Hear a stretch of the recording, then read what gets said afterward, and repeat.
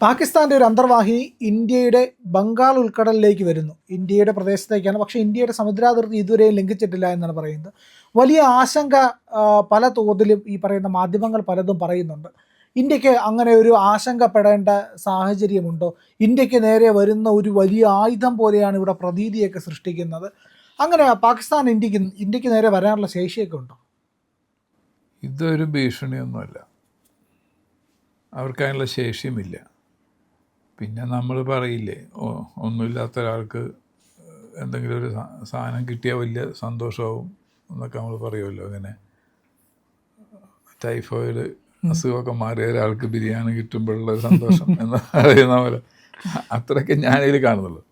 കാരണം ഭാരതത്തിൻ്റെ നേവി എന്ന് പറഞ്ഞു കഴിഞ്ഞാൽ 71 നേവി അല്ല, വളരെയധികം മുന്നോട്ട് പോയി.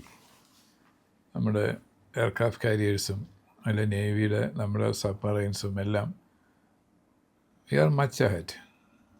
ഇവരെ സംബന്ധിച്ച് ഇപ്പോൾ ഒന്നും ഇല്ലാത്തടത്തൊരു സാധനം കിട്ടിയതിൻ്റെ സന്തോഷമാണ്. പക്ഷേ അതിനെ മാഗ്നിഫൈ ചെയ്ത് കാണിക്കാനും എല്ലാവരും ചെയ്ത് കാണിക്കാനും ഒക്കെ ഇവിടെ നമ്മുടെ നാട്ടിൽ ആൾക്കാരുണ്ട്. ഒരുപക്ഷെ പാകിസ്ഥാനിലെ പത്രങ്ങളിൽ ഇത്രയൊന്നു മീഡിയയിൽ ഇത്രയും വന്നിട്ടുണ്ടാവില്ല എന്നാണ് എനിക്ക് തോന്നുന്നത്. കാരണം അവർക്കറിയാം ഇത് ഇത്രയേ ഉള്ളൂ എന്ന്. ഇവിടുത്തെ ആൾക്കാരുണ്ടല്ലോ, നമ്മുടെ ചൈന ഇന്ത്യയുടെ ഭൂപ്രദേശം പിടിച്ചു വച്ചിരിക്കുന്നു എന്ന് പറയുന്ന പ്രതിപക്ഷ നേതാവ് രാഹുൽ ഗാന്ധിയൊക്കെയുള്ള രാജ്യമാണ് നമ്മൾ. അല്ലെങ്കിൽ അവിടെ ഓപ്പറേഷൻ സിന്ദൂരിൽ കുറേ മരമല്ലേ വീണത്, മരമല്ലേ നടന്നോ എന്ന് ചോദിക്കുന്ന ആൾക്കാരൊക്കെ നമ്മുടെ നാട്ടിലുണ്ട്. അത് ശത്രു രാജ്യത്തിൻ്റെ കയ്യിൽ എന്തെങ്കിലും സാധനം കിട്ടിക്കഴിഞ്ഞാൽ അതിനങ്ങനെ മാഗ്നിഫൈ ചെയ്ത് വലുതാക്കി എൻലാർജ് ചെയ്ത് വലിയ സംഭവമായിട്ട് പറയും. നമുക്കെന്തോ വലിയ ഭീഷണിയാണെന്ന് പറയും, അതിലൊരു സന്തോഷം കണ്ടെത്തുക. അതൊന്നുമില്ല, ഒരു ഭീഷണിയില്ല. കാരണം നമ്മൾ വെല്ലയ്ക്കപ്പെടാണ്. ഇവൻ ചൈനയെ പോലും നേവിയുടെ കാര്യത്തിൽ നമ്മൾ മറികടന്നോന്ന് എനിക്ക് പറയാൻ വയ്യ. പക്ഷെ നമ്മൾ ഓൾമോസ്റ്റ് ചെയ്യിക്കല്ല നേവിയുടെ കാര്യം. നമ്മളത്ര മോശക്കാരൊന്നുമല്ല. അവർക്കുള്ള ടൈപ്പ് അതേ ടൈപ്പ് നമുക്കുണ്ടോയെന്ന് ചോദിച്ചാൽ ചിലപ്പില്ലായിരിക്കാം. പക്ഷെ നമുക്ക് മിസൈൽസ് അയക്കാനുള്ള capacity, surface to water to സർഫസൊക്കെ ചെയ്യാനുള്ള കപ്പാസിറ്റി നമ്മുടെ എത്രയോ കൂടിയിരിക്കുന്നു. അത് നമ്മളെ ആക്യുറസിയും പ്രിസിഷനൊക്കെയുള്ള മിസൈൽ ലോഞ്ചിങ് സിസ്റ്റം, അതുപോലെല്ലാം നമുക്ക് ആ കാര്യത്തിലുള്ള സംഗതികളെല്ലാം നമുക്കുണ്ട്.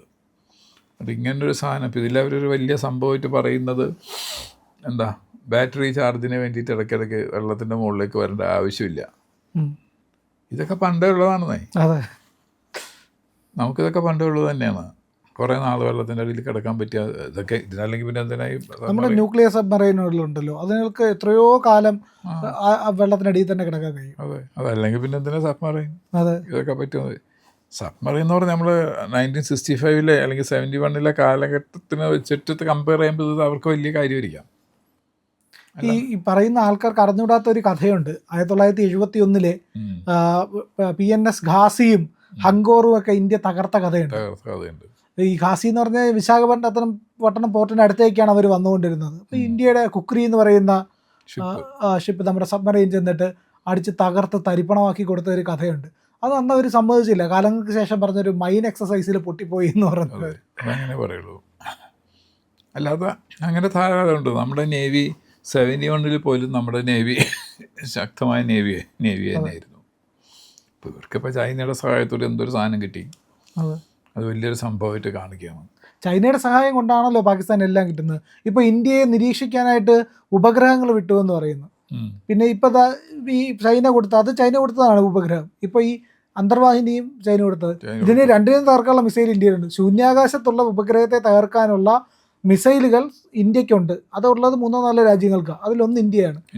ഈ വെള്ളത്തിനടിയിലുള്ള സബ്മറൈനെ തകർക്കാനുള്ള ടെക്നോളജിയും പോരാത്തതിന് ഇന്ന് കമ്മീഷൻ ചെയ്തിരിക്കുന്ന 3 ഷിപ്പുകൾ, അതെ, അതിലൊന്ന് ഈ അണ്ടർ വാട്ടറിലെ സബ്മറൈൻസിനെ തകർക്കാനുള്ളതാണ്. നമ്മൾ വളരെ മുന്നോട്ട് ഇത് അംഗീകരിക്കാനായിട്ട് നമ്മുടെ നാട്ടിലെ പല മാധ്യമങ്ങൾക്കും ഇഷ്ടമല്ല. ഇപ്പോൾ നമ്മളിപ്പോൾ പ്രൊഡക്ഷനിൽ നമ്പർ 2 ആയിന്ന് ഇന്നലത്തെ റിപ്പോർട്ടാണ്. പ്രൊഡക്ഷനിൽ മിലിറ്ററി ഹാർഡ്വെയർ മാത്രമല്ല ഉദ്ദേശം, മൊത്തം പ്രൊഡക്ഷൻ. ഇത് മാധ്യമങ്ങൾക്കൊക്കെ പറയാൻ വലിയ വിഷമമാണ്. അതുപോലെ പൊതുവേ നമ്മുടെ നാട്ടിൽ നമ്മൾ ഉയർച്ച, നമുക്ക് എന്തെങ്കിലും കാര്യത്തിൽ നമ്മൾ അഡ്വാൻസ് ചെയ്തിട്ടുണ്ടെങ്കിൽ അതിനെ മറച്ചു പിടിക്കുക. എന്നിട്ട് പാകിസ്ഥാൻ എന്തുകൊണ്ട്, ചൈനയ്ക്ക് എന്തുകൊണ്ടെന്ന് പറഞ്ഞുകൊണ്ടിരിക്കുക. അത് നമ്മുടെ നാട്ടിലെ മാധ്യമങ്ങളുടെ ചില മാധ്യമങ്ങളുടെ ഒരു ഹോബിയാ എന്താണെന്നറിയില്ല, അല്ലെങ്കിൽ ഒബ്സഷനോ എന്താണെന്നറിയില്ല, അങ്ങനെയാണ്. നമുക്കിതൊരു ഭീഷണിയൊന്നും ആയിരിക്കില്ല. അതെ. കാരണം നമ്മളെ സംബന്ധിച്ച് പറയുകയാണെങ്കിൽ അവരെന്ത് ചെയ്യാൻ പോകണമെന്ന് പോലും അഡ്വാൻസ് ആയിട്ട് അറിയാനുള്ള ഇൻ്റലിജൻസ് നമുക്കുണ്ട്.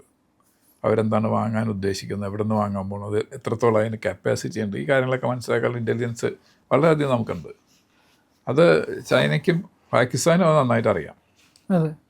അവർക്ക് നന്നായിട്ട് അറിയാതെ, അറിയാത്ത നമ്മുടെ ഇവിടുത്തെ കുറച്ച് ആൾക്കാർക്ക് മാത്രമേ ഉള്ളൂ.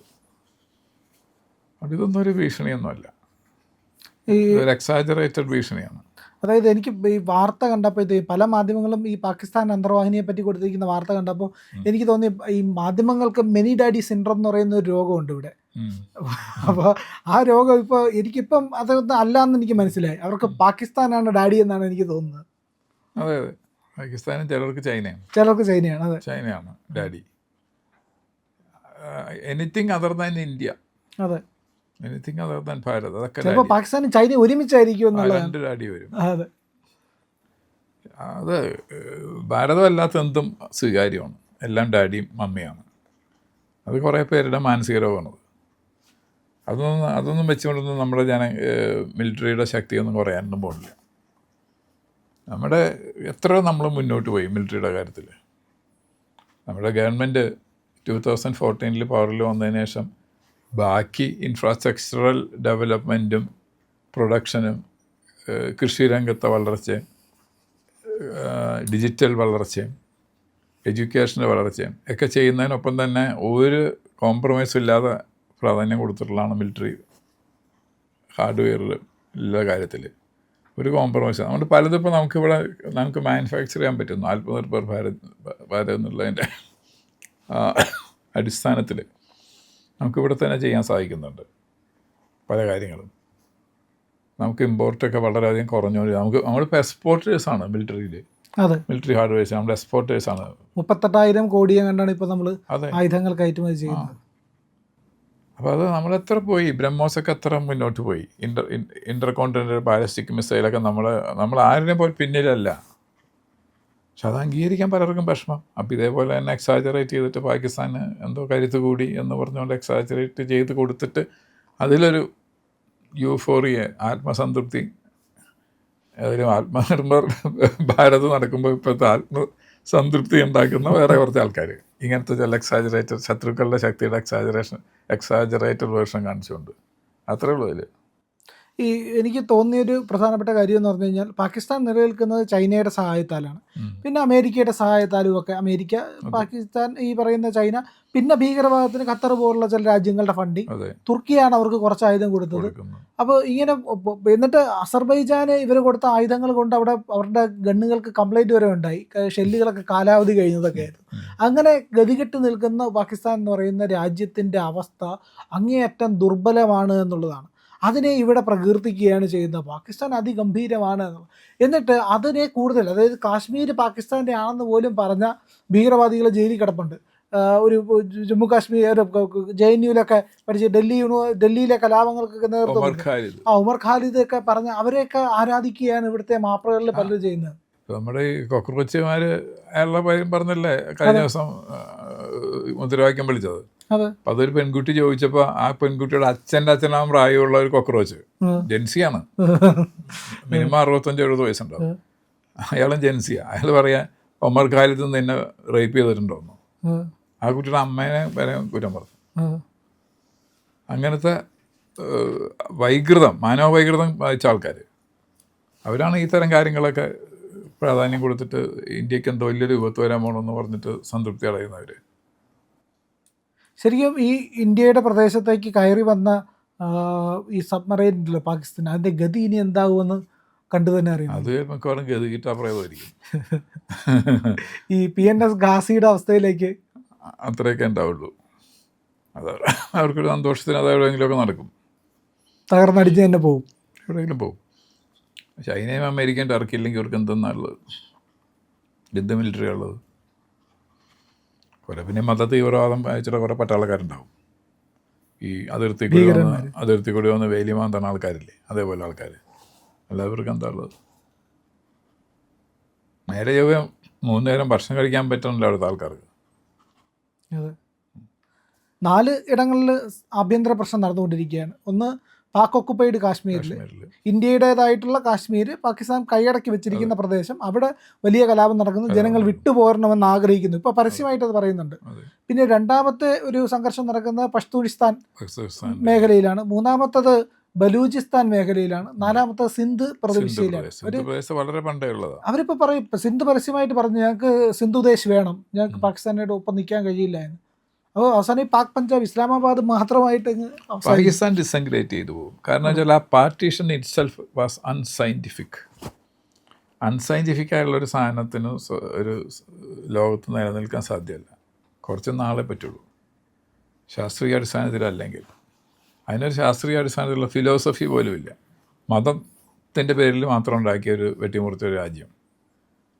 ആ സമയത്ത് അവരുടെ തന്നെയുള്ള ഇൻബോണായിട്ടുള്ള സെൽഫ് കോൺട്രഡിക്ഷൻസ് അത്ര അധികം. അതുകൊണ്ട് അവർക്ക് മുന്നോട്ട് പോകാൻ പറ്റില്ല. എത്ര നാൾ ചൈനയും പാകിസ്ഥാനും അവർ ഫീഡ് ചെയ്തുകൊണ്ടിരിക്കും? അവിടുത്തെ ജനങ്ങൾ ഉയർത്തെഴുന്നേൽപ്പ് നടക്കുകയാണെങ്കിൽ അതിനെ തടയാനായിട്ട് അമേരിക്കയ്ക്കും ചൈനയ്ക്കും അവിടെ വന്നൊന്ന് പട്ടാളക്കാരെ കൊണ്ടൊന്ന് കാവൽ വെക്കാൻ പറ്റുമോ? ഇല്ല, അതൊന്നും സാധ്യമല്ല. Pakistan will die it's on death. നമ്മൾ ഭാരതം സൈന്യത്തിന് അയച്ച് കൊല്ലേണ്ട ആവശ്യമൊന്നുമില്ല. She will die hair on death, natural death. അത് സംഭവിക്കും. അതിൻ്റെ ലാഞ്ചനകളാണ് ഇപ്പോൾ ഈ കാണുന്ന, ഇപ്പോൾ പ്രിയം പറഞ്ഞ 4 സ്ഥലങ്ങളിലെ പ്രശ്നങ്ങൾ. അത് ഇന്നല്ലെങ്കിൽ നാളെ കൂടുതൽ ശക്തി ആർജിക്കും, അവർ ഡിസംഗ്രേറ്റ് ചെയ്തു പോകും. നമുക്ക് വെയിറ്റ് ചെയ്യാം. അഖണ്ഡ ഭാരതം എന്നുള്ള സങ്കല്പം നടക്കും. ബംഗ്ലാദേശിൽ ഇന്നലെ കണ്ടില്ലേ ഹിന്ദുക്കൾ ഉയർത്തെഴുന്നേൽപ്പ്? 2 മാസം മുമ്പ് നമ്മൾ സ്വപ്നത്തിൽ ചിന്തിച്ചിട്ടില്ലല്ലോ അങ്ങനെ സാധിക്കുമെന്ന്.